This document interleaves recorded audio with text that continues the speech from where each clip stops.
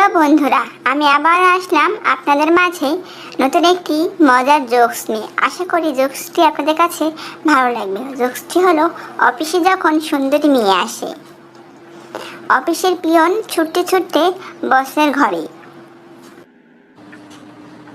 বস তখন বলে, কি হয়েছে, এমন ছুটে এলে কেন? পিয়ন তখন বলে, স্যার, অফিসের সব ছেলেরা অজ্ঞান হয়ে গিয়েছে। বস তখন বলে, বলো কিভাবে, কি হয়েছে সবার? পিয়ন তখন বলে, স্যার, একটু আগের ঘটনা। অফিসে খুব সুন্দরী এক মেয়ে প্রবেশ করলো। মেয়েটিকে দেখে তো অফিসে সব ছেলে অবাক হয়ে গেল, কিন্তু মেয়েটি অফিসে ঢুকেই এমন এক কথা বলল যা শুনে ছেলেগুলো সব বেহুশ।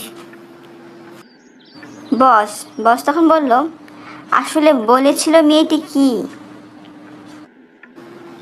পিয়ন তখন বলে, মেয়েটি বলেছিল, ভাইজান একটু চাপেন, রুমটা ঝাড়ু দিমু। হ্যাঁ হ্যাঁ হ্যাঁ হ্যাঁ।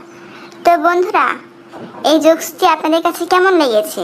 যদি ভালো লেগে থাকে তাহলে অবশ্যই কমেন্টে জানাবেন।